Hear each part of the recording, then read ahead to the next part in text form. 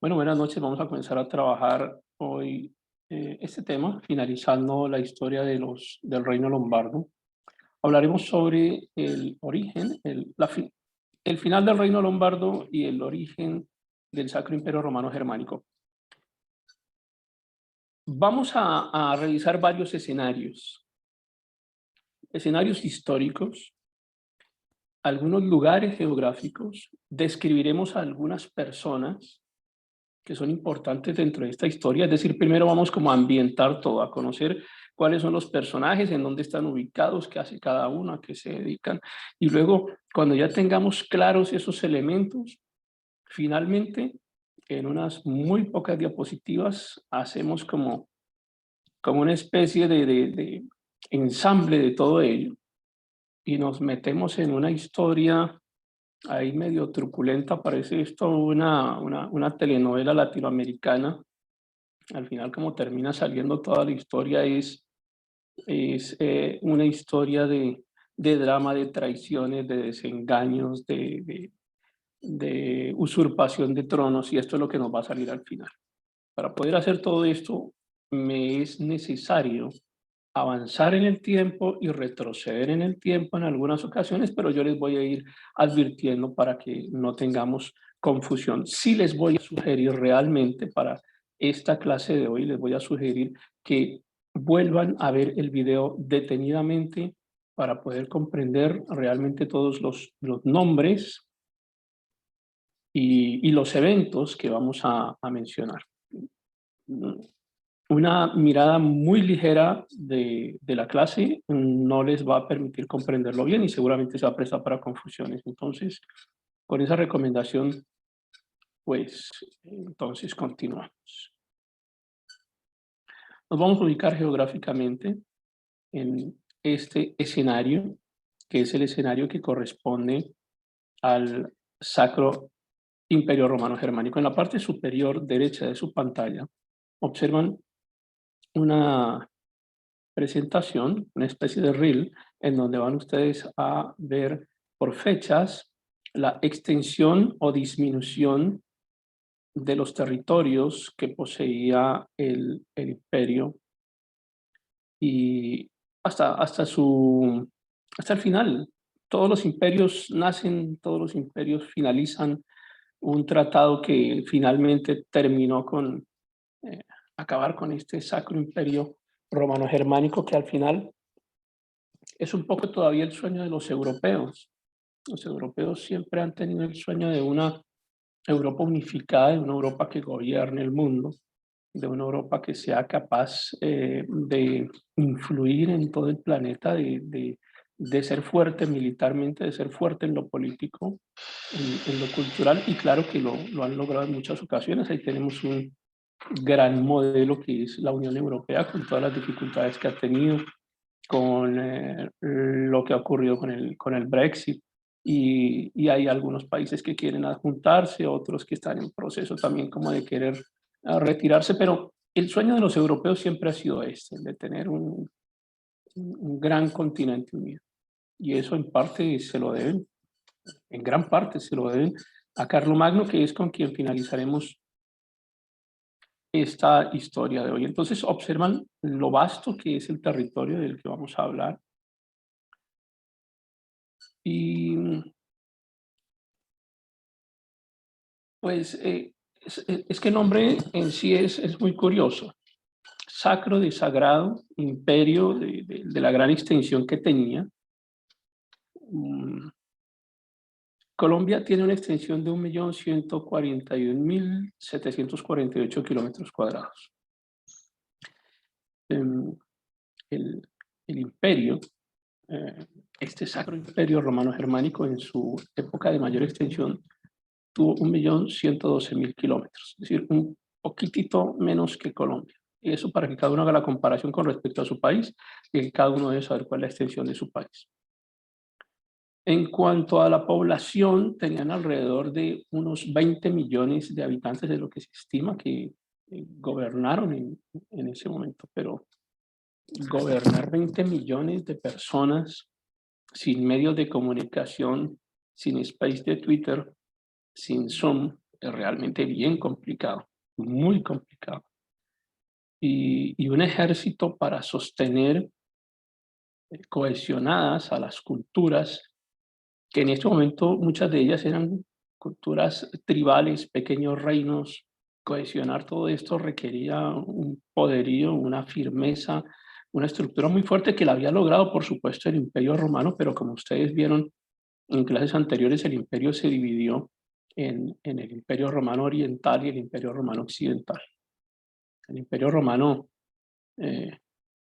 Occidental, que tuvo una duración diferente a la de su contraparte, y, y también el desarrollo religioso de estos dos segmentos, pues que evidentemente fue diferente. Pero al final siempre el sueño de volver a reunificar al Imperio Romano, ¿no?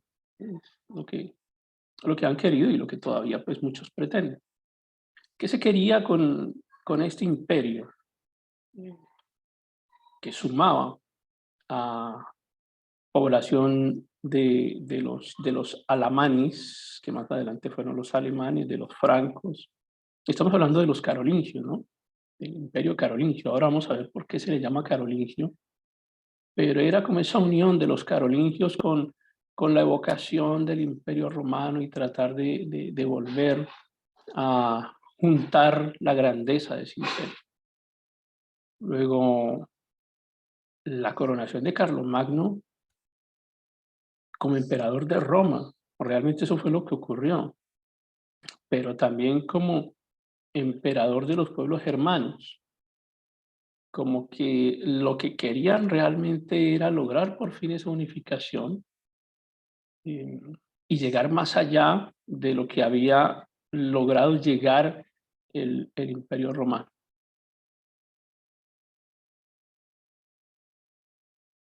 Solamente hasta el año 843, con el Tratado de Verdún, es que se, se logra, digamos, disolver este imperio. Yo no diría disolverlo en el sentido estricto de la palabra, pero por lo menos no sigue teniendo esa cohesión política que podemos ver hasta este momento. Ahora voy a comenzar a regresarme un poco porque aquí ya les estoy mostrando el imperio ya formado, ya estructurado, muy grande en cuanto a su extensión, a todo lo que alcanzaron. Y es necesario también que hablemos de alguien que dejamos mencionado en la última clase. Comenzamos a hablar de los merovingios y estuvimos hablando del último de los merovingios. Ellos tienen una historia muy interesante. Los merovingios fueron una dinastía de reyes de las tribus francas, de los grupos poblacionales francos. Todavía quedaba algo de dominio por parte de los romanos en este centro de Europa.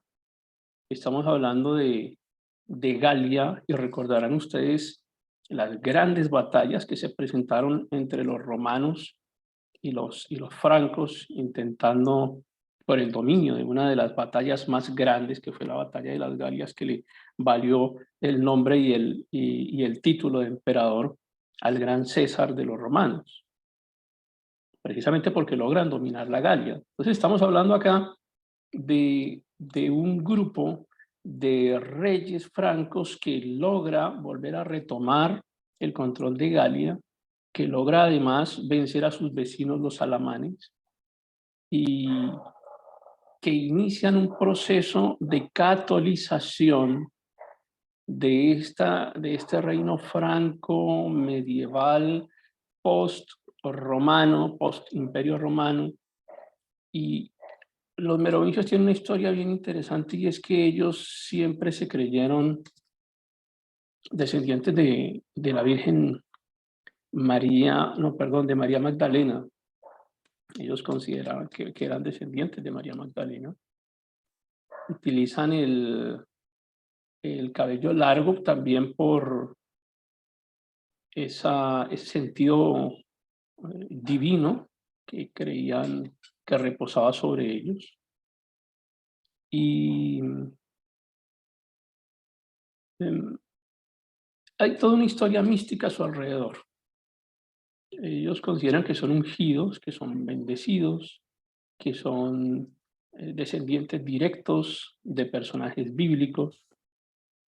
De manera que en un punto de su historia, los merovingios dejan de gobernar para terminar metidos en temas esotéricos.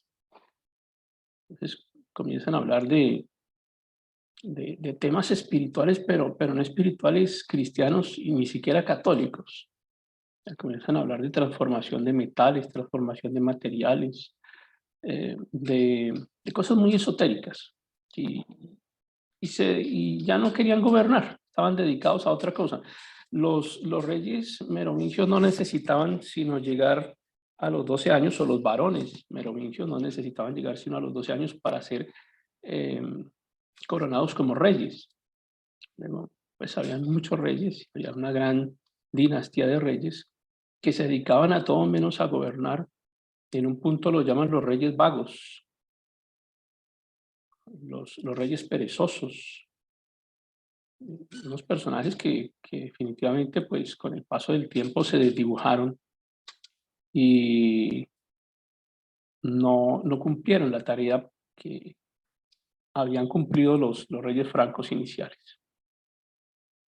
Ellos gobiernan más o menos desde finales del siglo V y más o menos como hasta la mitad del siglo VIII.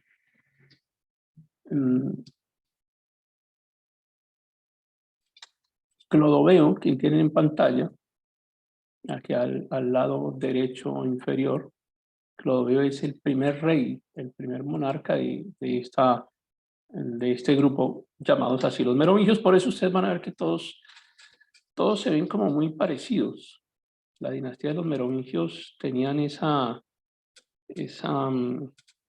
toque personal en su apariencia de dejarse crecer el cabello, dejarse crecer la barba, por todo esto místico y religioso que hemos venido analizando. Entonces, vamos a mirar un poco ahora, ya no los merovingios, sino los carolingios. Les voy a presentar a otro grupo que entra en escena.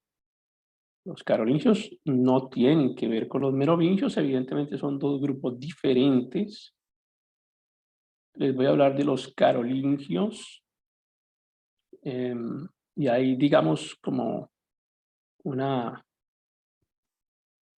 pareja de reyes cuyos hijos dan origen a los carolingios. Estamos hablando de dos personajes importantísimos dentro de estos grupos poblacionales que habitaban la zona franca. Uno de ellos, Arnulfo de Metz, y el otro, Pipino el Viejo. Vamos a encontrar varios Pipinos en la historia. Estamos hablando del primero de ellos, el que más nos interesa en este instante, el que da origen como a toda esta historia, que es Pipino el Viejo. Entonces, este Pipino el Viejo también lo van a encontrar en la historia como Pipino de Landen. Él tiene una hija. La hija se llama Vega. Y Arnulfo de Metz tiene un hijo que se llama Anse Giselle. Y ellos dos tienen un descendiente, un hijo, que es Pipino de Geristal, el que encuentran también a la derecha de su pantalla.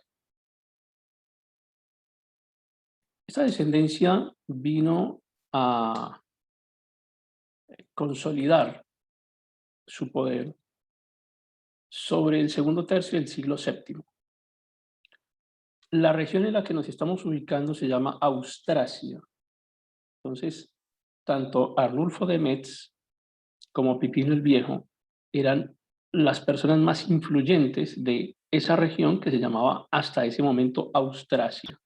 No estamos hablando todavía ni de Francia, mucho menos del Imperio Romano Germánico. Estamos hablando de que en esa área geográfica se ubicaba Austrasia. Con estos dos personajes principales que tienen como hijos a Vega, a Anse Giselle, y que como resultado de esta unión tenemos a Pipino de Geristal. No hay que confundir a ninguno de esos personajes.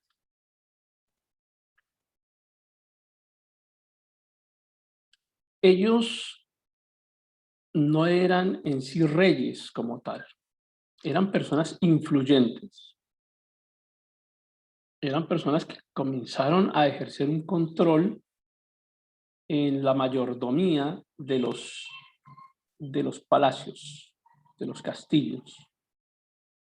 Los reyes eran los merovingios.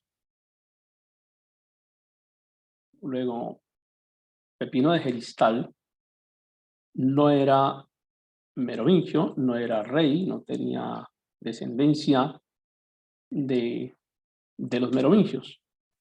Estos son personas que trabajan como mayordomos en el palacio de los merovingios, ¿sí? Entonces, esto es importante que quede claro porque ellos no tenían línea real, solamente eran trabajadores del palacio. Lo que pasa es que, como les mencioné hace un momento, los merovingios pues no gobernaban, se dedicaban a otras cosas, a sus artes esotéricas, a otras cosas. Ellos no tenían tiempo para gobernar, pues alguien tenía que gobernar. Y esa tarea con el tiempo va cayendo en el mayordomo del palacio. Entonces, el rey era el merovingio, pero el mayordomo, en este caso Pipino de Heristal, era quien ejercía el gobierno. Mientras tanto, los reyes vagos o los reyes holgazanes terminaron cumpliendo terminaron siendo convertidos en una figura nominal. Todos sabían que era el rey, pero pues todos sabían que no gobernaban realmente. Y quienes comienzan a hacerse fuertes son los mayordomos de palacio. Y un gran logro de los mayordomos es lograr que el cargo no solamente fuera vitalicio, sino que además se pasara ese cargo a sus hijos, es decir, que fuera hereditario. Luego, el mayordomo de un palacio iba a dejar a uno de sus hijos como mayordomo de palacio también. Entonces, habían dos líneas, una línea nominal, que no ejercía ningún gobierno real, que era la de los merovingios, y otra línea, que era la de los mayordomos, que sí ejercían un gobierno real. Y las dos líneas tenían sucesión por herencia en sus hijos mayores. Entonces, ya vimos de dónde surge este Pipino de Heristal. Regreso a la diapositiva para que la vuelvan a ver. Aquí lo tenemos a él. Ahora partimos desde acá, continuamos desde esta imagen y nos encontramos con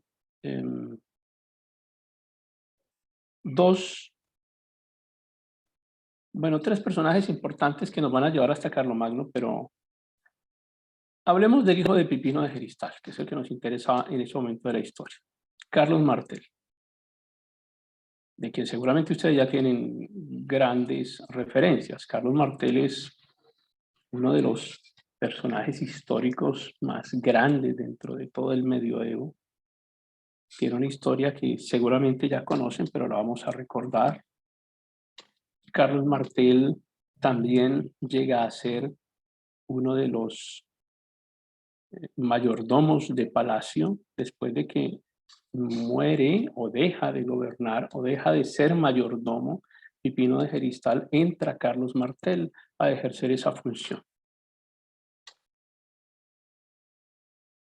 Voy anticipando que Carlos Martel tiene dos hijos, uno de ellos Carlomán y el otro, Pipino el Breve. Carlos Martel tiene un hijo que se llama Pipino el Breve, y Pipino el Breve, de allí surgen Carlomán y Carlomagno. No vamos a enredarnos todavía con esta descendencia. Quiero hablarles por ahora de Carlos Martel. Volvamos a Carlos Martel. Estamos en medio de una situación un poco complicada para los merovingios. Estamos en un momento en que los árabes musulmanes están en proceso de expansión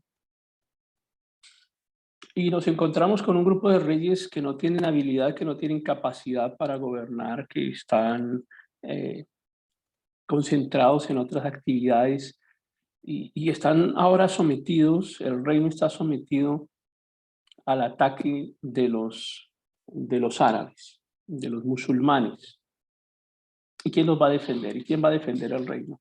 ¿Y quién va a defender las propiedades de los señores electores que existían en aquella época, de los dueños de las tierras? ¿Quién va a defenderlos si los reyes no tienen capacidad militar, no tienen interés ni siquiera en defenderse? Ellos andan pensando en que son descendientes reales de bíblicos y no están ocupados en esto. Entonces le corresponde en este caso a Carlos Martel convertirse en la persona que, digamos, sale a hacer frente a la invasión de los musulmanes, de los árabes, y nos encontramos con la expansión del califato de Omeya.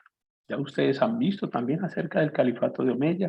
Cuando estuvimos viendo España quedó muy claro. Hablamos de la existencia de Al-Ándalus también como uno de los eventos o momentos históricos del califato de Omeya. Pero observen que el califato de Omeya no alcanzó finalmente a llegar a dominar toda la zona de los francos, de los alamanes, no alcanzaron a dominar, sí se metieron mucho en España, en Portugal, el norte de África y las otras regiones de Medio Oriente que están viendo en color rojo. Pero su influencia no fue así sobre Francia. Y entonces uno se pregunta, ¿y qué pasó aquí con semejante impulso que tenían? ¿Cómo no llegaron allá? Y la respuesta es por este señor, por Carlos Martel. Carlos Martel que se paró en batalla frente al califato de Omeya y no permite que invadan el territorio. Y hay una batalla fundamental en la cual se gana su nombre Carlos Martel, que entre otras cosas significa Carlos el Martillo, la batalla de Poitiers, en donde él definitivamente detiene la invasión de los eh, musulmanes sobre lo que estaba, el avance que tenían sobre toda Europa. Incluso hay unas consecuencias para España que ustedes ya las conocen porque también las hemos estudiado, cómo logra en algún momento influir en que sí se puede combatir a los árabes y en que sí es posible vencerlos. Por el momento que estamos viviendo en este instante, estamos hablando de cómo se preserva la fe católica como dominante o la religión católica como dominante en ese momento en que el Islam estaba invadiendo una gran cantidad de territorios en Europa, ya vimos en África, en Medio Oriente.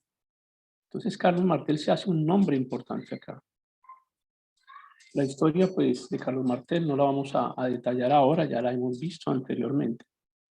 Pero como consecuencia, fíjense que él hace él es muy hábil y políticamente hace una alianza con la aristocracia de los francos, que entonces, después de haber derrotado a los musulmanes y haber obtenido, recuperado tierra, recuperado bienes, propiedades, se los entrega a los aristócratas francos y pues, la verdad es que se los gana. No, ellos no se atrevieron a irse en contra de Carlos Martel, quien no se atrevió tampoco a convertirse en rey, a pesar de que se lo ofrecieron, pero él no quiso convertirse en rey. Digamos que siguió respetando la línea de los merovingios. En ese sentido, lo reconocieron como un rey de facto, aunque no tuviese el título como tal. Pero el poder que adquiere Carlos Martel es muy grande y es porque se convierte prácticamente en el salvador del catolicismo y su influencia no es solamente para nombrar a los gobernantes de territorios, sino que ahora también tiene la facultad de nombrar obispos y de nombrar sacerdotes en las abadías, es decir, los abades. Y ese poder que adquiere Carlos Martel, como que le roba esa autoridad a los líderes del catolicismo, finalmente termina por hacer que el mismo catolicismo se enfrente en contra de Carlos Martel, que los había salvado, que había evitado que desapareciera el catolicismo, pero ahora como ha adquirido poder y se atreve a nombrar obispos, pues el catolicismo también entra a, a resentirse con Carlos Martel y contra el reino de los francos. Por eso es que más adelante van a encontrar ustedes al Papa Gregorio III, que no rompe las relaciones con el reino de los francos, pero simplemente porque los lombardos estaban avanzando, pero porque quisieran mantener esas relaciones cordiales con Carlos Martel o con los francos. Y sobre los lombardos hemos hablado demasiado, así que ya ustedes conocen a Liutprando, que además era amigo de Carlos Martel, o sea, dos grandes personajes, por supuesto, que se conocieron y fueron aliados y fueron amigos. Y entre otras cosas, decide Liutprando atacar a Roma porque es que el Papa había apoyado al ducado de Spoleto para, digamos, repeler a los lombardos. Entonces, van a encontrar ustedes acá que hay unos momentos en donde unos se juntan contra el otro y luego se desarma esta alianza y vuelven a recomponerse otras alianzas. Y esto es de alianzas en alianzas y de yo me reconozco, yo te reconozco como rey si tú me reconoces como papa, yo te reconozco como obispo si tú me reconoces como rey, y te doy tierra si tú me reconoces, te doy autoridad si tú me das tierras, y en ese sentido, eso es lo que ocurre realmente en este periodo que es muy intenso, muy confuso dentro de la historia de los francos, de los lombardos, de los romanos, porque acá todos terminan traicionándose, todos terminan haciendo alianzas con sus enemigos. Aquí estamos viendo una alianza entre Carlos Martel y Liutprando para atacar a Roma, porque pues Roma se había atrevido a meterse con el ducado de Spoleto. Ahí lo tienen en el centro de la figura para que lo ubiquen geográficamente.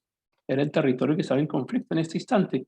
Y ya hemos reiterado en muchas ocasiones la importancia de Rávena, de Roma y el pasaje, el corredor que había entre estos dos sectores, que fue fundamental dentro del desarrollo de esta historia y que al final los lombardos nunca dominaron completamente.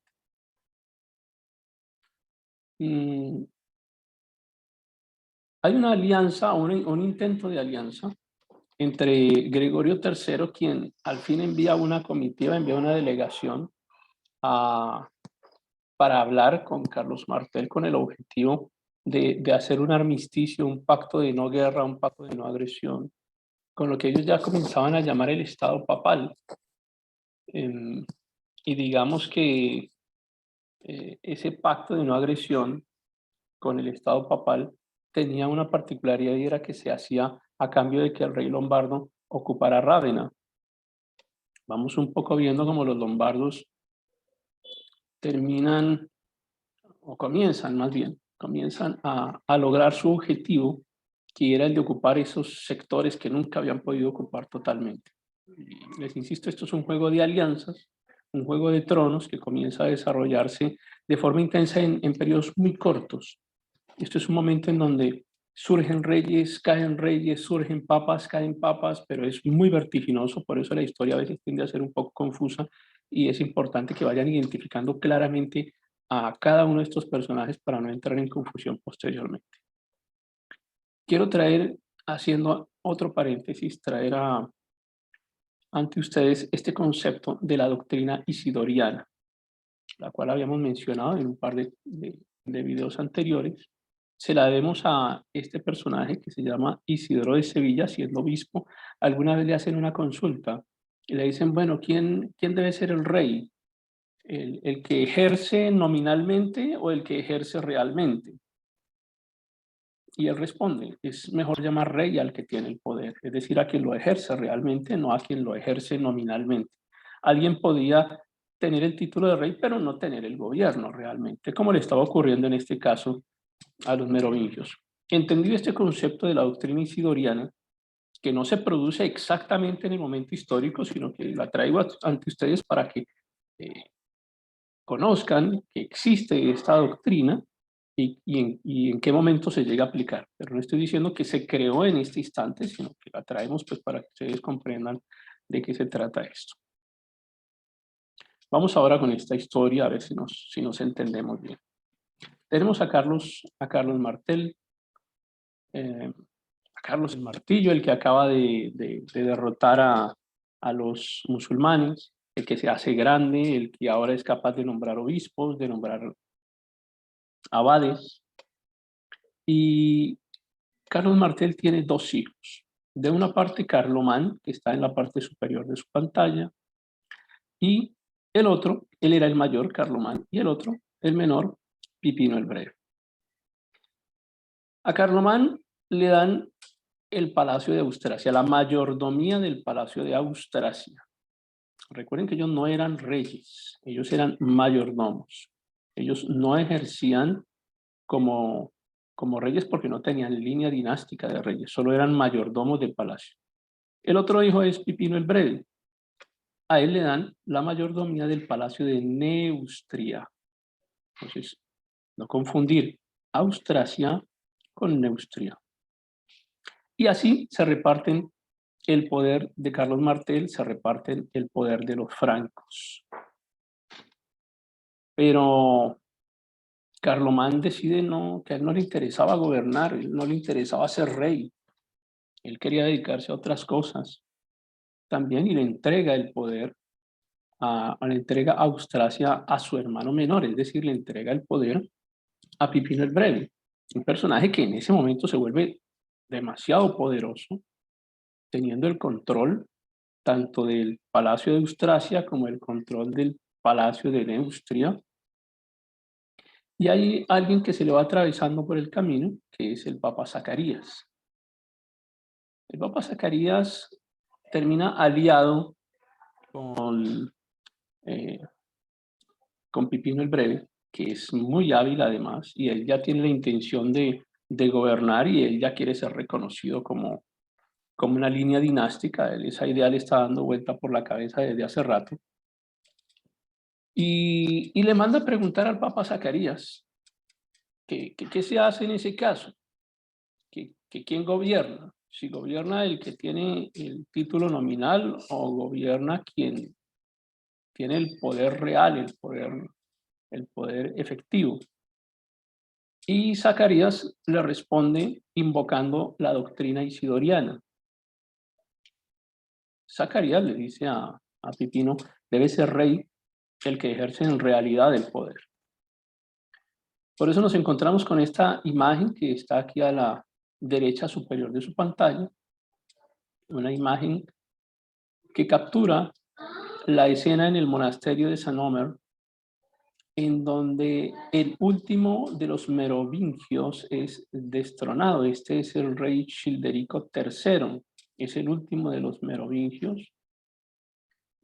Pero recuerdan ustedes que ellos se dejaban crecer el cabello, que era el símbolo de su poder, el símbolo de su autoridad, el símbolo de su dinastía, de manera que cuando lo encierran allá en ese monasterio, lo primero que hacen es tonsurarlo, es decir, le quitan el cabello, y al quitar el cabello era como si le quitaran la fuerza, era como si, porque ellos hacían sus referencias bíblicas, ¿cierto? A Sansón, es como si le quitaran la fuerza, como si le quitaran el poder, si le quitaran la autoridad, y es la forma en la que simbólicamente se establece que los merovingios ya no tienen autoridad, ya no tienen poder, y están respaldados por la usurpación de un trono que fue avalada por el Papa Zacarías.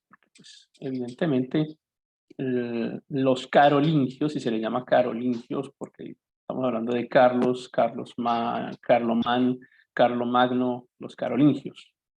Algunos sugieren que la designación de carolingios viene desde Carlos Martel, otros que vienen desde el mismo Carlomagno. Lo cierto es que hoy en día decimos carolingios para referirnos a todos ellos. Entonces es como los carolingios usurpan el poder y lo usurpan y le dan legalidad a esa usurpación del poder a través del Papa. Los papas siempre en estos escenarios entregaban autoridad a cambio de cosas. Esto no fue gratis, que el Papa le dijo que sí, que él iba a ser rey porque ejercía el poder realmente de facto. Entonces, no, esto no es así no es así de simple. Ese tipo de favores no se hacían en la Edad Media y creo que no se hacen hoy en día tampoco en política. Entonces, finalmente terminan quitando el cabello a Childerico III, lo tonsuran, el Papa reconoce a Pipino el Breve como rey y comienza el proceso para establecerse una nueva dinastía. Entonces, esto digamos que ocurrió como en dos fases. La primera fase es el acercamiento que tiene Pipino el Breve por un obispo que se llama Bonifacio. Entonces, es como la primera fase. Y Bonifacio es como una especie de intermediario entre Pipino el Breve y Zacarías. Y más adelante, la aparición de otros papas como Esteban II. Pasa que ubicar a los papas en esta época también tiene una cierta dificultad y una cierta particularidad, y es que hay muchos papas en muy breve tiempo. Hay un papa que apenas vive 3 días, hay un papa que apenas vive 1 día, hay un papa que después ya no lo reconocen como papa y que después entonces con el paso del tiempo resulta que sí era papa. Entonces van a encontrar que aparecen muchas figuras religiosas en este instante, en muy poco tiempo, así como aparecen, digamos, es un poco más extenso el gobierno de cada uno de los carolingios, pero de todas maneras aparecen muchos personajes en este instante y estamos en un escenario global en donde no hemos dejado a los carolingios, estamos apenas dejando a los merovingios, estamos hablando de una cantidad de sucesión papal, pero también tenemos que estar mirando qué pasa en Bizancio, que es el otro jugador que entra en escena. Entonces, en Bizancio gobernaba una dinastía que se llamaba la dinastía Isáurica. Los bizancios tuvieron varias dinastías. Es un grupo de dinastías y cada dinastía tiene una cantidad de reyes. Pero ahora la que nos interesa en este instante es la dinastía Isáurica. Y la dinastía Isáurica en Bizancio, los bizantinos eran protectores del papado. El papado era respaldado militarmente por los bizantinos, por el emperador de Bizancio. Pero resulta que en Bizancio hay una división, hay un cisma también. Y entonces el papa se queda como indefenso, no tiene quien lo defienda militarmente y en ese momento también están en escena los lombardos, a quienes no hemos podido olvidar todavía. Entonces están los lombardos por un lado, están los merovingios perdiendo el poder, están los carolingios queriendo constituirse como dinastía de reyes, están los obispos que tienen un poder inmediato y están los papas que van cambiando rápidamente y nos encontramos aquí con los bizantinos, con la dinastía isáurica, con un problema grande y es que estaban también matándose entre ellos. Hay un recuadro que les dejo acá a la derecha de la pantalla, en el medio de la pantalla, para que ustedes vean, en esta época estaba Constantino V, entre los años 718 y 775, y luego no es fácil establecer quién tenía el gobierno de esa dinastía isáurica, es decir, quién tenía el gobierno de Bizancio, quién reinaba sobre Bizancio, y aparece un personaje que se llama Artabasdo, pero Artabasdo digamos que es un personaje también espurio dentro de la línea de los dinastías de los isáuricos, y aparece otro personaje que se llama Nicéforo. Ellos hacen una revuelta, ellos se pelean con Constantino, intentan quitarle el poder. Entonces, ahí en ese instante, en este justo instante, donde los bizantinos no son fuertes, donde hay una pelea por el poder en Bizancio, cuando está sucediendo están sucediendo todos estos actos adicionales. Es cuando los lombardos comienzan a atacar al papado, cuando los carolingios están comenzando a querer establecerse como dinastía. O sea, son muchos eventos que están ocurriendo al mismo tiempo. Y los papas dependían de Bizancio, pero Bizancio está enfrascada en su propia guerra civil. No se sabe ni siquiera quién está gobernando en Bizancio, la dinastía isaurica no está firme, no es estable, así que ese protector de Roma, que es Bizancio, no está en condiciones de acudir a ayudar al Papa y el Papa está siendo atacado por los lombardos. Entonces, en ese escenario es que nos encontramos al obispo Bonifacio, legitimando en parte a Pipino el Breve, pero es una legitimación que luego tiene que consolidarse, y aquí ya tenemos cambio de papa, ya no estamos hablando de Zacarías, sino que ahora aparece Esteban II.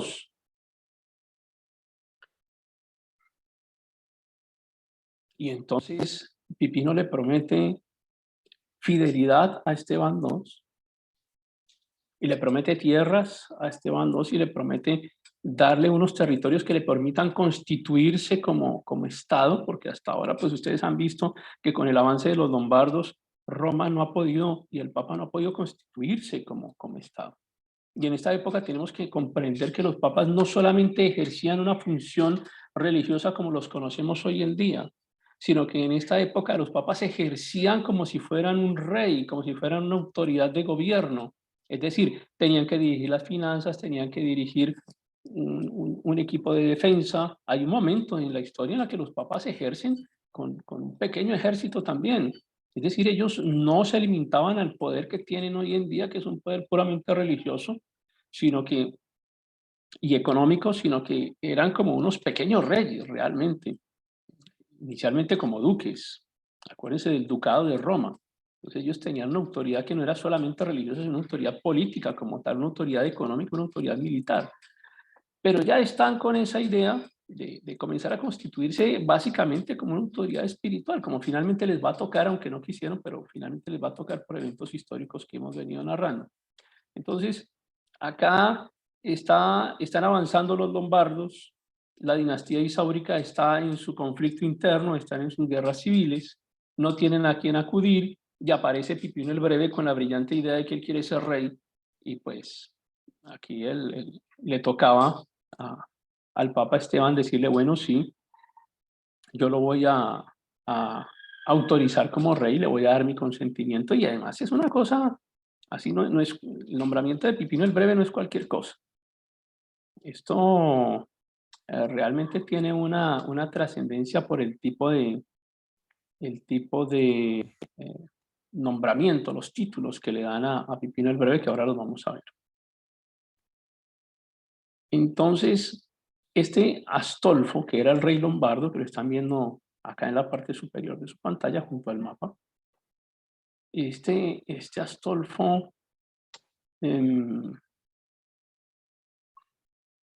que además, que insisto, era lombardo, que era el rey lombardo de este momento, era duque de un escenario, de una parte del territorio que se llamaba Friuli, y era duque también de Spoleto.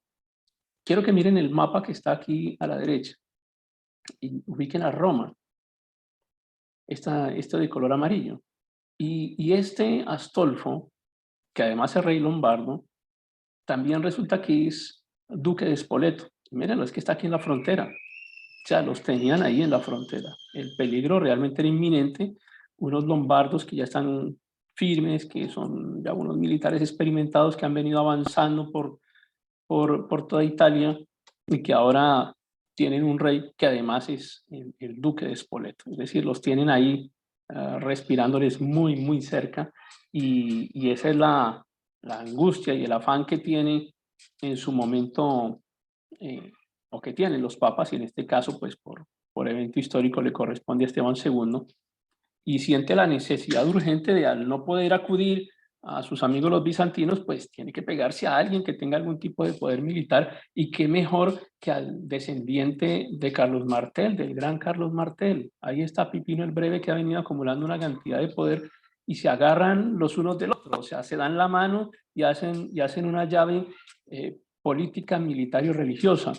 Yo le voy a ayudar en contra de los lombardos, y lo voy a ayudar a que continúe legitimándose como papa, pero usted a cambio, pues me reconoce como rey, porque tenemos que salir de estos merovingios, al fin y al cabo son unos reyes inútiles, no sirven para nada, andan medio locos por allá en sus cosas esotéricas, entonces aquí quien ejerce el poder soy yo.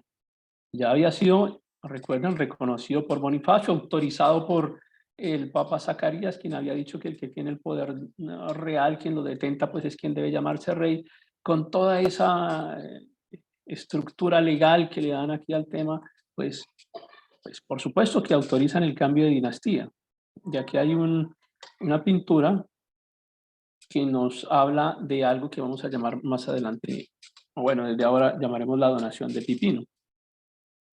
Y esto ocurre allá en el Palacio de Pontión, en donde Pipino se pone de rodillas delante del Papa, de Esteban II, y narra, el historiador lo narra de la siguiente forma. Dice: el 6 de enero, en el Palacio de Pontión, en el sur de Champaña, el rey Pipino el Breve se postra delante del Papa Esteban II y con suma deferencia toma la brida de su caballo, reproduciendo el mismo gesto elegante del emperador Constantino I el Grande ante el Papa Silvestre. Es decir, entrega, reconoce la autoridad del Papa como una autoridad superior a la terrenal, a la que él estaba ejerciendo como rey.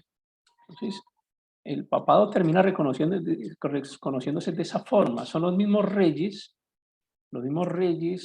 europeos quienes terminan diciéndole al Papa: sí, usted es una autoridad espiritual superior. Aquí no, ese cuento de Pedro constituido como el primer papa porque Jesús le dijo que la roca, y que eso es un cuento ya reforzado que viene muchísimo tiempo después, que luego veremos en uno de los concilios cómo es que surge este concepto.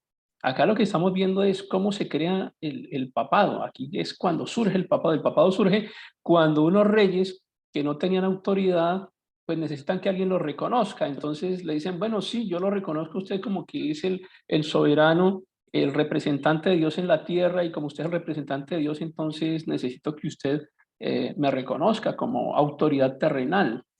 Y, y el gobernante de Roma, pues que también está con su dificultad política y su dificultad económica, y le están quitando tierras y van a hacerlo desaparecer porque ahí vienen los lombardos, pues entonces le dice a Pipino: está bien, usted me reconoce como papa y como autoridad espiritual, yo lo voy a reconocer a usted como rey. Así entonces llegan a un acuerdo para una segunda consagración. Y en esta segunda consagración, dependiendo de los resultados del negocio, de cómo se vayan dando las cosas, si Pipino le cumple a Esteban, entonces Esteban le promete que, de acuerdo a cómo vaya avanzando el negocio, pues él le va a hacer una segunda consagración, y en esa segunda consagración no va a estar solamente él, sino que además va a consagrar a sus hijos. Entonces, estamos hablando de, él expresa de reconocer la gracia divina, tanto para el rey, que en ese caso el rey de los francos, que era Pipino, como para sus hijos. Estamos hablando de Carlomán y de Carlos. Y cuadran una fecha para ver cómo va el avance del negocio.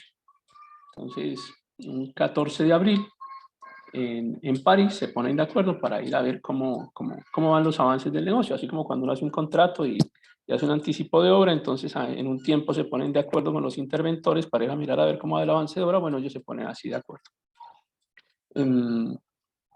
Y el acuerdo era que Pipino iba a comenzar a atacar a los lombardos. Claro, la fuerza que tenían militar los francos en ese instante era una fuerza más poderosa que la que habían acumulado los lombardos, que entre otras cosas, ustedes recuerdan, habían comenzado a dividirse en ducados y no tenían un poder central, de manera que tenían cierta debilidad en el momento de defenderse y no van a poder reaccionar tan rápido. Así, Pipino el Breve comienza a avanzar sobre los lombardos y comienza a ganar territorio, y en el corte de interventoría de este negocio, en la Basílica de Saint-Denis, tanto Pipino como Carlomán y Carlos son consagrados, igual que la mamá de ellos, que se llamaba Berta, son consagrados como línea dinástica. Es aquí en este momento en que oficialmente se consagran como una línea dinástica, y de aquí surgen los reyes carolingios. Ya no hablamos más de los merovingios, se acabaron, nunca más los merovingios. Childerico III no vuelve a aparecerse por aquí en la escena, lo encierran en un convento y de allá no vuelve a salir hasta que se muere. Y ahora Esteban II consagra a Pipino y le entrega títulos. Y entonces lo nombra no solo como rey de los francos, sino que lo nombra Patricius Romanorum, es decir, le da una autoridad también sobre Roma, pero en el sentido de que era considerado como una persona ilustre y una figura importante, proyectando lo que más adelante vendría a ser el Imperio Romano, la reconstitución del Imperio Romano como era el deseo de los papas. Y aquí ya encuentran un poderoso aliado político con fuerza militar suficiente como para poder ir pensando en el futuro, podemos volver a hablar de Imperio Romano. Entonces vamos de una vez a ir adelantándole el título a este y lo vamos a llamar Patricius Romanorum.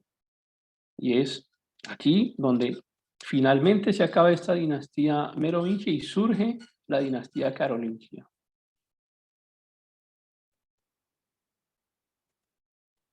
Constantino V, como habíamos visto hace un momento, estaba ya en sus problemas internos, tenía gente que quería destronarlo y a él le toca pues comenzar a resolver ese problema.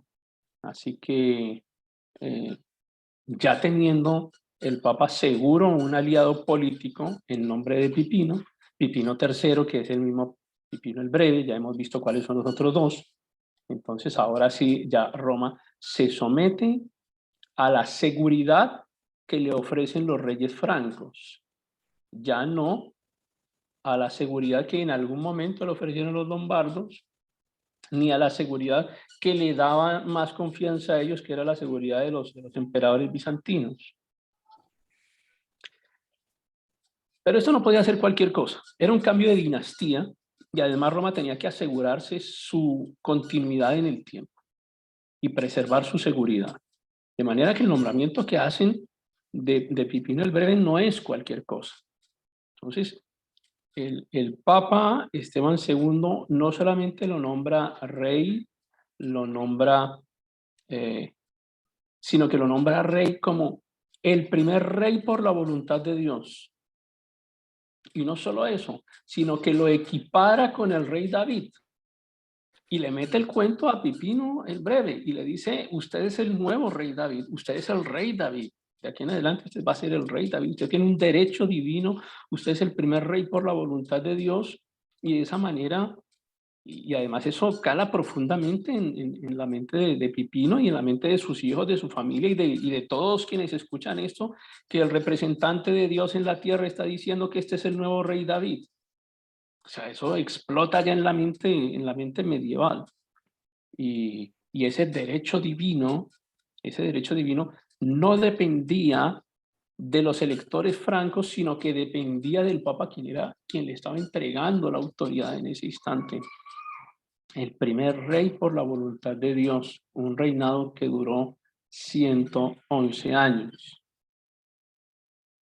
Entonces, dentro de los títulos que se le otorgan a Pipino el Breve están el de el nuevo David y el de primer rey cristiano por la gracia de Dios. Ya teniendo esto asegurado de esta manera, pues por supuesto que el Papa ya no depende de los lombardos, ya no tiene necesidad de hacer alianza con los lombardos, no le interesa qué está pasando con Bizancio, porque pues allá que se maten entre ellos, al fin y al cabo ya no es problema de él, ahora tiene que lo respalde, que son los francos. Y pues Pipino continúa haciendo sus avances de obra y comienza a hacer expediciones, comienza a hacer ataques en contra de los lombardos. Los lombardos por su lado seguían allá en su tema estaban, recuerden, ahí en Spoleto, les interesaba avanzar sobre Roma y de una manera muy efectiva Pipino dentro de los años 756 al 758 después de Cristo logra hacer 3 campañas en contra de los lombardos y los derrota definitivamente. Hay una supremacía militar de los carolingios sobre los lombardos. Acá tienen una imagen de la actual Rávena, a donde pues uno de los lugares que finalmente le fueron entregados al Papa, le entregan Pipino cumple su tarea, le entrega 22 ciudades, entre ellas está Rávena, que viene en la imagen, Perusa, em, y, y con todos estos escenarios, estas 22 ciudades, comienza el Papa a formar lo que se llamó el Estado Pontificio. O sea, ¿de dónde surge el concepto de Estado Pontificio? Surge de aquí, de este momento. Ya recuerdan ustedes que antes habíamos tenido una donación, la donación de Sutri, que había sido hecha por los lombardos, pero ahora ya el Papa no es amigo de los lombardos, ahora es amigo de los carolingios. Y los carolingios le siguen aportando cositas. Y entre esas cositas, a cambio de nombrarlo rey David, le provee 22 ciudades aquí en la Italia central, muy bien ubicadas y con una gran cantidad de riqueza y de extensión de territorio que le permitiría al Papa seguir ejerciendo, insisto, no solamente como un líder espiritual, sino como ejercían en aquella época los papas, que eran como unos pequeños reyes, unos reyesuelos de aquella época, encargados también de controlar el poder espiritual religioso católico, que servía para justificar a usurpadores de líneas dinásticas de reyes. Entonces, y a todas estas, ¿qué pasó con los lombardos? Ya contamos la historia de los carolingios y cómo vamos terminando ahora con los lombardos. Vamos a ver qué pasó con los lombardos. Presten atención a esta historia, por favor, para no confundirnos. Ya tenemos a todos los jugadores del tablero en escena, ya los hemos mencionado a todos, pero devolvámonos un poquito. Les voy a hablar de Desiderio. Desiderio es el último rey lombardo, es el que encuentran en la parte superior izquierda. No, perdón, Desiderio está por acá, en el centro de la pantalla. Aquí, este es Desiderio. Pero quiero comenzar la historia aquí desde Liutprando. Liutprando, que ya lo vimos hasta la clase anterior, que evidentemente era rey lombardo. Pero esta lámina no queremos dedicársela a Liutprando, queremos dedicársela a Desiderio, que es el último rey de los lombardos. Liutprando tiene dos sobrinos. Uno que se llama Rachis. Recuerden que este Liutprando, entre otras cosas, es el que tiene que ver con la donación de Sutri, la que acabamos de mencionar, desde donde comienzan a generarse el estado pontificio. Él tiene dos hijos, dos sobrinos. Uno de ellos se llama Rachis, que por supuesto llega a ser rey lombardo. Él no duró mucho tiempo gobernando, porque pues los lombardos no querían, al final no les interesaba tener buenas relaciones con el papado, ellos querían ir a invadir tierras y tomar territorios y hacerse un nombre como guerreros. ¿Recuerdan al Papa Zacarías? Ya les mencioné acerca de cómo él comienza a legitimar a Pipino el Breve a través de la tesis de que quien ejerce el gobierno es quien debe ser llamado rey. Ese es el Papa Zacarías. Entonces Rachis avanza sobre Roma, pero este Zacarías, que era muy hábil, muy astuto también, como todos ellos, él logra establecer contacto con Rachis y le dice que no, que para qué lo va a atacar así, que mejor seamos amiguitos, que tratemos de llevar las cosas por la buena, que mantengamos buenas relaciones, y Rachis baja la presión sobre Zacarías, y eso es notado por los electores lombardos, y deciden presionar a Rachis y sacarlo del poder, de manera que él estaba en Milán cuando lo deponen de su gobierno, de su reinado. Entonces lo sacan del poder. ¿Por qué? Por no atacar a Zacarías como debería haberlo hecho. Entonces, como lo acaban de sacar, entonces ahora nombran a Astolfo. Astolfo, que también era sobrino de Liutprando. Lo que pasa es que ya no está Rachis, además a Rachis también van y lo meten por allá en un convento, y por allá se queda guardado un poco de tiempo. Entonces ahora viene a gobernar a Astolfo. Astolfo sí era más de la línea de pura sangre lombarda, entonces él no es amigo de los papas, ni a él no le interesa el ducado de Roma para que otro lo gobierne. Él se dedica a atacar al papado y avanza sobre Rávena y llega muy, muy cerca a Roma. Aquí otra vez ya tenemos cambio de papa. Entonces ya aparece Gregorio III. Por eso les decía hace un rato que los cambios de papa en estos momentos son muy, muy rápidos. Hay gente hay papas que estuvieron durante periodos muy cortos, incluso de días, incluso uno apenas duró un día. Entonces estamos hablando de... Y además no se reconocían entre ellos. Había algunos papas que decían que el otro no era papa y entonces a estos primeros los llamaron los antipapas. Luego veremos la historia de eso. El tema aquí es que había muchos papas y algunos se consideraban legales, otros ilegales, otros eran hijos del diablo, otros eran hijos de Dios, cada uno, y se descalificaban unos a otros. Era la forma en la que ellos se atacaban mutuamente, pero bueno, digamos entre los estables que podemos, de los que podemos seguir aquí la historia, nos encontramos con Gregorio III, que es el papa que es atacado por Astolfo. ¿Recuerdan? Este rey lombardo, el sobrino de Liutprando, el de la donación de Sutri.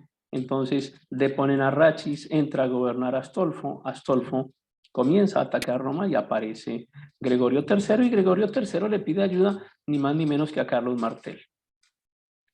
Ahora, ustedes saben que Gregorio III no puede acudir a Bizancio por el problema que ya les acabo de mencionar. Bizancio estaba ya en su guerra interna y pues Gregorio, o sea, los papas que siempre habían acudido a Bizancio no pueden acudir a Bizancio y a este le toca pensar en, bueno, ¿y ahora quién le pido ayuda? Y le pide ayuda a Carlos Martel.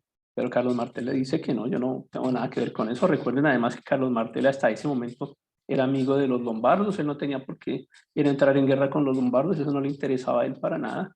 Carlos Martel no tenía ese interés que sí tuvo su hijo, Pipino el Breve, de convertirse, digamos, en el gran rey. Es que a Carlos Martel le ofrecen ser rey y él es el que no acepta, porque fácilmente después de haber derrotado a los árabes musulmanes, perfectamente pudo haber sido consagrado como rey, pero él no lo quiso, a él no le interesaba esa forma de gobierno, aunque de facto la ejerció como rey, pero no le interesaba, digamos, el título como tal. Entonces, pues por eso a él no le interesa avanzar sobre los lombardos, además él era amigo de los lombardos. Así que, digamos, ahí en ese momento muere Astolfo, y no se concreta como esa invasión sobre el territorio de Gregorio III, no se concreta como tal, pero pues al morir Astolfo, entonces viene de nuevo Rachis. Rachis en la historia también es conocido como Radgison o Radgison. Entonces este Radgison es este mismo Rachis, ahí lo pueden encontrar en los libros. Entonces se muere Astolfo y Rachis o Radgiso, que estaba en un convento, recuerdan, lo habían metido por allá para que no siguiera gobernando porque era débil. Entonces ahora otra vez ejerce el poder. Estamos hablando ya del año 756 y comienza a avanzar ahora sí sobre Roma. Y lo primero que hace es atacar muy, muy cerca al Papa, ataca el Palacio de Pavia. Aquí tiene una imagen de una imagen reciente. Entonces ocurre algo que nuevamente vuelve a alterar este escenario de poder y aparece Desiderio. Ustedes recuerdan que les dije al comienzo, esta lámina no es sobre Liutprando, es sobre Desiderio, que es el último rey de los lombardos. Pero este Desiderio en este instante no era rey todavía de los lombardos, era duque de Toscana. O sea, todavía no ejercía como rey, era duque de Toscana. Siendo lombardo, por supuesto, pero siendo lombardo, hace una alianza ahora con otro papa que acaba de aparecer. Los cambios de papas aquí son muy rápidos, insisto, y entonces ya no está Gregorio III, sino que ahora está en este escenario entre que se muere Astolfo y comienza a gobernar nuevamente Rachis, pues en ese escenario se muere Gregorio III y nombran a Esteban II. Ahora, hay otro Esteban II que no quiero que vayan a confundir, porque cuando estén estudiando van a encontrarse que hay un Esteban II que duró apenas 3 días y se llama, y le dicen Esteban el Efímero. Pero también era Esteban II. Entonces, no es Esteban II el efímero, no, es este Esteban II que duró un poquito más. Este es el que hace alianza con Desiderio, que era lombardo, sí, pero no era rey, que era duque de Toscana, y además, como este Desiderio era amigo de Pipino el Breve, y Pipino el Breve ya estaba haciendo relaciones con el catolicismo, entonces ahora se unen los tres. Al unirse los tres, Pipino el Breve con Esteban el segundo, con Desiderio, los tres se van en coalición en contra de Rachis y logran derrotar a Rachis, que era el rey lombardo. En el momento en que es derrotado Rachis, pues Esteban no va a subir como rey de los lombardos. Pipino el Breve, pues es el rey de los carolingios, el rey de los francos, no le interesa. Por supuesto, quien sale beneficiado es Desiderio, que asume como rey, pero fíjense que no era un rey que siguiera la línea real que venían manejando los lombardos, sino que también es un rey espurio que toma el poder después de que derrotan a Rachis en convenio o en alianza o en coalición con Esteban y con Pipino el Breve. Esas tres fuerzas sumadas derrotan definitivamente a los lombardos. Se salva el catolicismo de esta época y finalmente termina Pipino el Breve aprovechándose de esta campaña militar, de lo que hizo contra los lombardos. Aunque Desiderio es nombrado como rey, Pipino el Breve obtiene unos territorios que le entrega al Papa, que se convierten en parte del Ducatus Romanus, y le entrega también lo que se llamó el Exarcado Emilia Romagna Pentápolis, es decir, las extensiones de tierra y las 22 ciudades de las cuales hablábamos también le son entregadas confirmadas en este momento pues a Esteban II. Eso hace parte un poco de la historia de lo que viene ocurriendo con los lombardos, y voy finalizando con esto. El tema es que Desiderio pues hace un acuerdo muy similar al que hizo Pipino el Breve, un acuerdo similar, es decir, yo le doy tierras, pero me reconoce como rey porque pues Desiderio no venía de la línea real de los lombardos. Entonces otra vez se repite el negocio, yo le doy tierras y usted me reconoce como rey, y el catolicismo, evidentemente ya con experiencia en esto, lo reconoce como rey, y había que como que confirmar esa alianza. O sea, sí, ya tengo un reconocimiento religioso, pero venga, hagamos alianza. Entonces, hay una hija de Desiderio cuyo nombre se ha perdido en la historia, hay varias teorías. Lo más probable es que se llame Desiderata, pero no es un nombre confirmado, así que le llamaremos así, simplemente para poder continuar con la historia, pero lo cierto es que Desiderio tuvo varias hijas. Entonces no está claro realmente cuál fue la que se casó con Carlomagno. Imagínense semejante alianza. Me devuelvo un poquito en esta diapositiva. El hijo de Pipino el Breve, que es Carlomagno, se casa con la hija de Desiderio, el rey lombardo, a quien acaban de nombrar como rey y acaba de ser reconocido por el Papa. Aquí ya hay cambio de Papa de nuevo. Entonces, acá en este escenario estamos con Esteban II, aquí ya aparece Esteban III. Otra vez un cambio de Papa muy rápido. Pero lo que ocurre acá es que esta unión entre el hijo de Pipino el Breve, es decir, de Carlomagno, y Desiderata, la hija de Desiderio, pues es algo que no le cae bien a este nuevo papa, a Esteban III. No le gusta esa alianza. Y no le gusta la alianza, entre otras cosas, porque ya los dos reyes se estaban legitimando a sí mismos. Y estamos hablando de la conformación de un imperio que realmente era gigantesco. El poder que iba a tener el hijo de estos dos, el hijo de Carlomagno y Desiderata, era un poder que amenazaría absolutamente no solo a toda Europa, sino que amenazaría directamente al papado por la concentración de poder, porque es que ya no iban a necesitar de ninguna justificación de papa ni de nada, iban a tener un poder absoluto.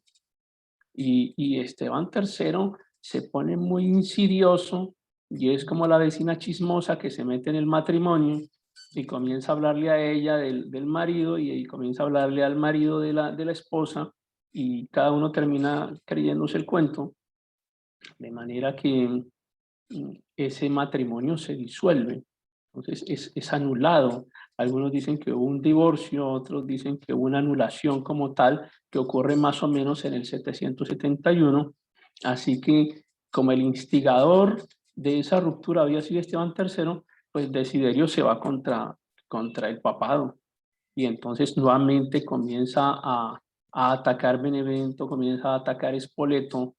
Y recuerden ustedes que Esteban en ese momento también dependía políticamente de Desiderio, que era uno de los reyes, junto con Pipino, que había apoyado al papado.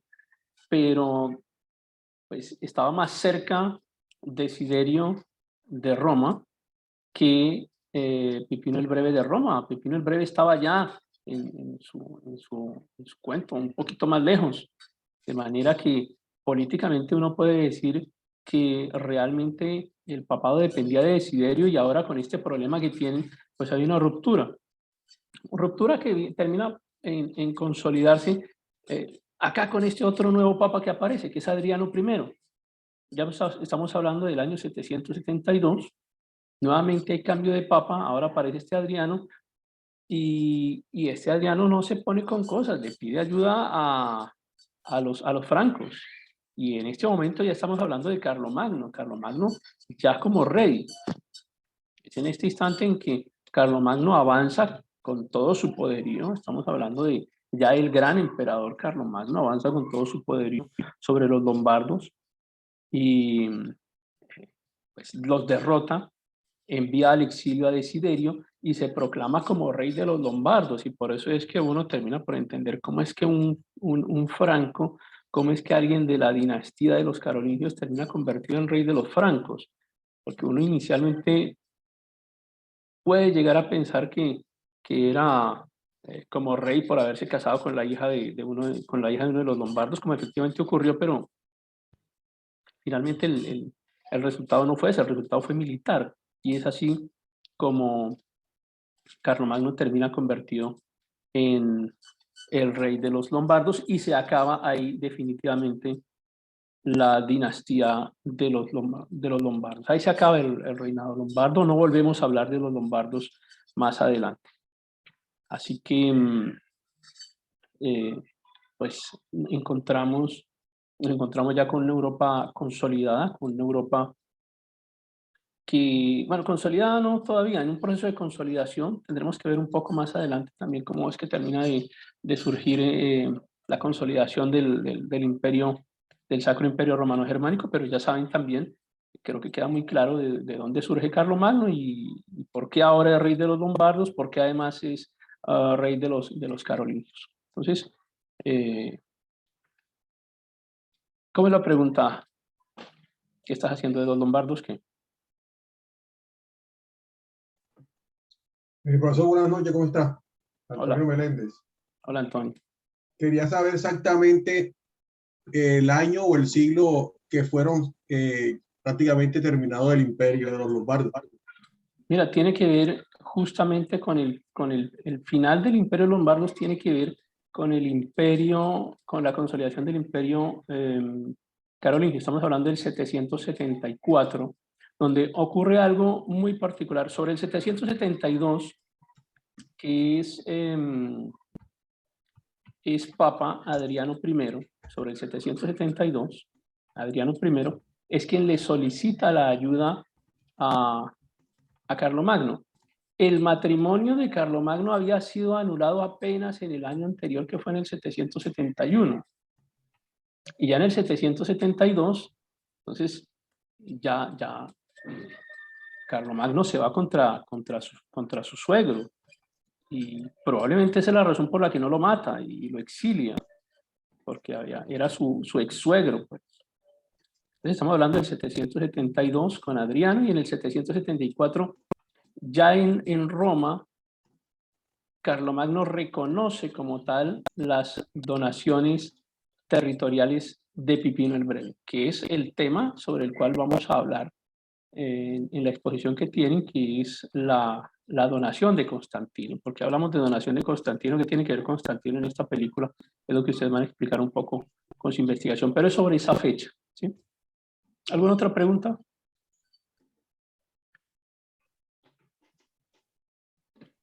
Sí, una consulta. Dime, Víctor. Buenas noches. Resulta que no estuve al principio de la clase y hay un trabajo que no escuché bien, y hay un programa también, creo, referente precisamente. Ahora en el grupo les explico detalladamente ese tema. Sobre la clase, ¿hay alguna pregunta? Yo les voy a sugerir que vean el video una o dos veces, es extenso, pero realmente si no comprenden bien cuáles son los jugadores, no van a entender el tablero al final. O sea, las últimas diapositivas, las últimas 3 diapositivas, nos conjugan a todos los escenarios y a todos los jugadores.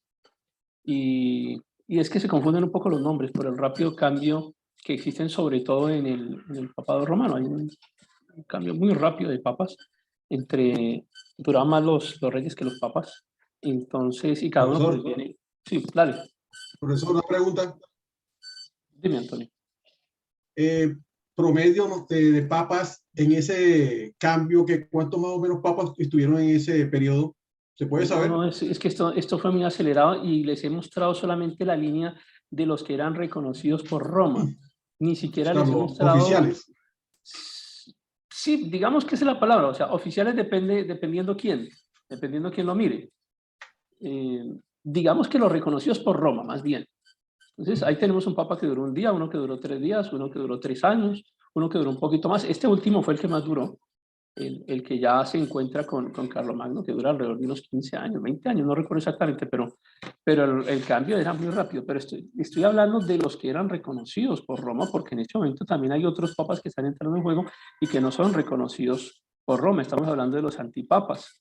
Vamos a hablar de una época espantosa del papado, una cosa que uno dice es imposible que esto tenga ninguna consideración o ninguna línea con el cristianismo. O sea, lo que ocurre con el papado es una cosa realmente impresionante. Pero eso es parte de otra historia. Déjenme un segundo, dejo de grabar.